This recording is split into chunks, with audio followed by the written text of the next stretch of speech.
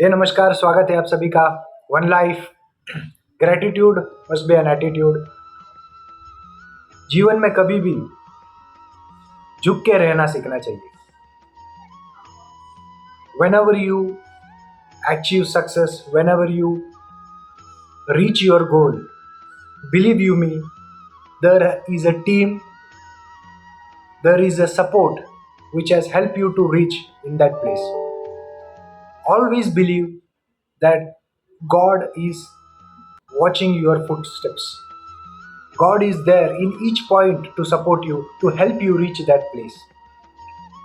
तो हमेशा सदा आदर भाव से हमें ये मानकर चलना है कि जो कुछ भी हुआ इसका 100% क्रेडिट तुमको नहीं जाता। तुमने तो किया, बट तुमसे जो करवाया है वो कोई और है, वो कोई और है।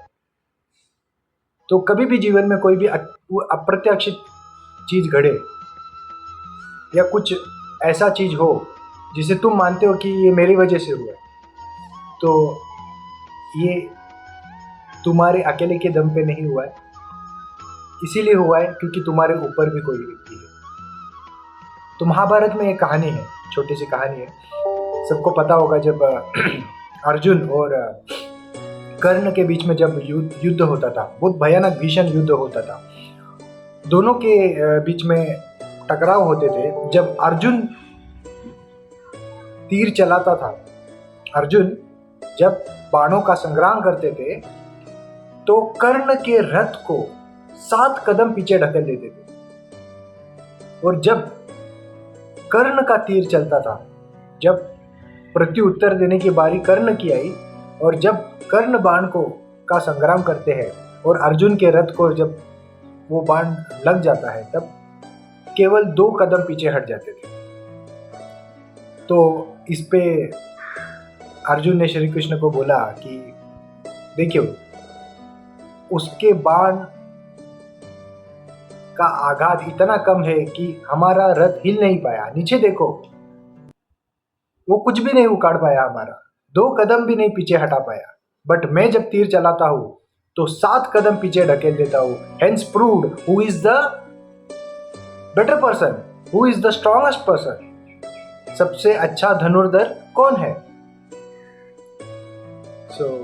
श्री कृष्ण समझ गए कि बंदे का कॉन्शियसनेस कुछ उल्टा है, मतलब इसे बात समझ नहीं आ रही। तो श्री कृष्ण ने बोला, अर्जुन, तुमने देखा वही है जो तुम्हें दिखाई दिया, तुमने वो नहीं देखा, देखने की कोशिश की जो वास्तविक है, विच इज ट्रूथ।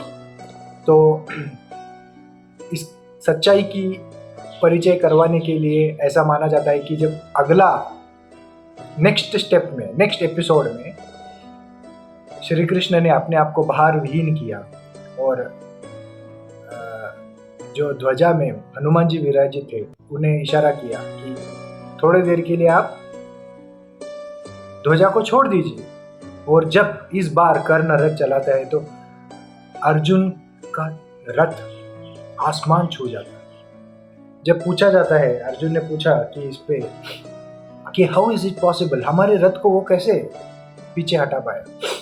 तो इस पे श्री कृष्ण ने उत्तर दिया कि अर्जुन, मैं स्वयं त्रिलोकीनाथ कृष्ण तीनों संसार का भार लिए तुम्हारे रथ को संभाल रहा हूँ, और ऊपर देखो, साक्षात हनुमान जी तुम्हारे ध्वजा में विराजमान है।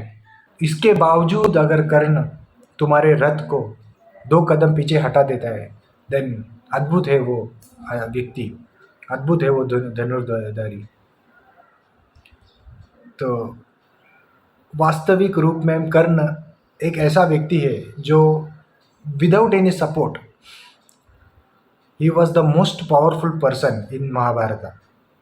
आज भी वो, भले उन्होंने गलत का साथ दिया, बट यदि वो सही का साथ देते तो किसी में आज इतनी हिम्मत नहीं थी कि उन्हें परास्त कर पाए, because he was the most powerful person in Mahabharat.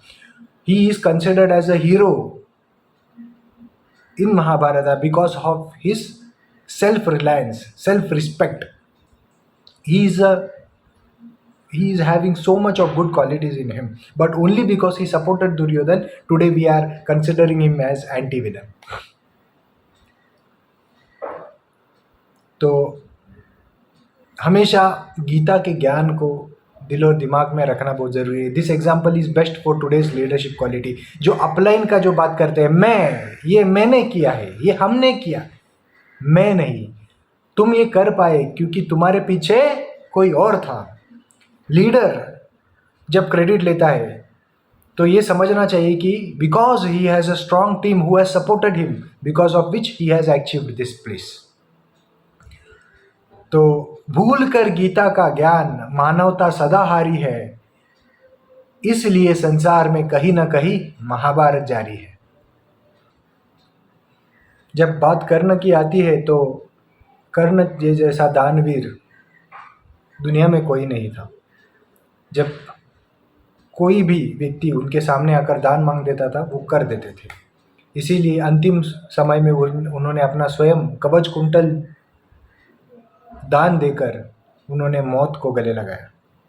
और कर्ण को मारा भी छल से गया है, वरना किसी में इतना साहस नहीं था कि कर्ण का अंत कर पाए. तो लाइफ में कभी ना कभी कर्ण को भी एक एग्जाम्पल बनाना बहुत ज़रूरी है.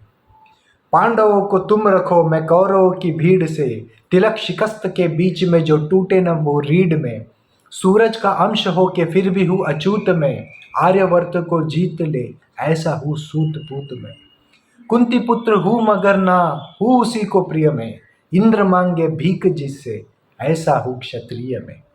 अद्भुत व्यक्ति.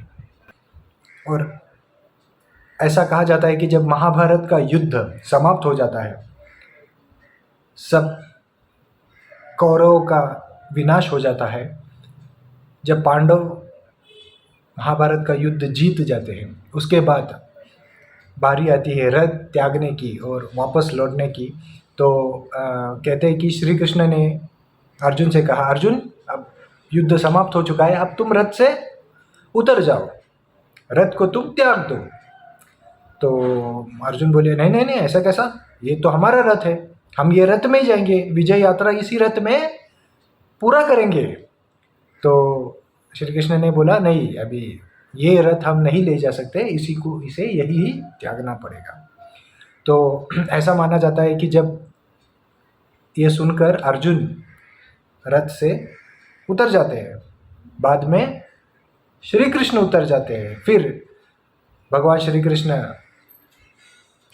हनुमान स्वामी को इशारा करते हैं कि प्रभु धन्यवाद, आपका रोल भी समाप्त हो चुका है, अब आप भी रथ त्याग सकते हो. और कहते हैं कि जब हनुमान जी रथ त्याग देते हैं तो रथ पे आग लग जाती है, रथ धू धू करके जल जाता है. जब इस पर अर्जुन ने पूछा श्री कृष्ण को, ये हमारा रथ को क्या हुआ, ये जल कैसे गया? तो इस पे भगवान श्री कृष्ण उत्तर देते हैं, तुम्हारा रथ तो कब से पहले ही जल चुका था अर्जुन, तुम्हारा रथ पहले ही जल चुका था. इतने सारे महाशस्त्र, इतने सारे हथियार जो लग चुके थे तुम्हारे रथ को, उससे तो तुम्हारा रथ पहले ही जल चुका था, ये तो बचा रखा था उन्होंने. इसीलिए कभी अपने आप पे घमंड मत करना. तुम आज रथ के ऊपर हो क्योंकि तुम्हारे ऊपर और कोई व्यक्ति है, तुम्हारे ऊपर कोई है जो तुम्हें संभाल रखा है. जय Shri Krishna. Stay focused, stay alive, because there is only one life.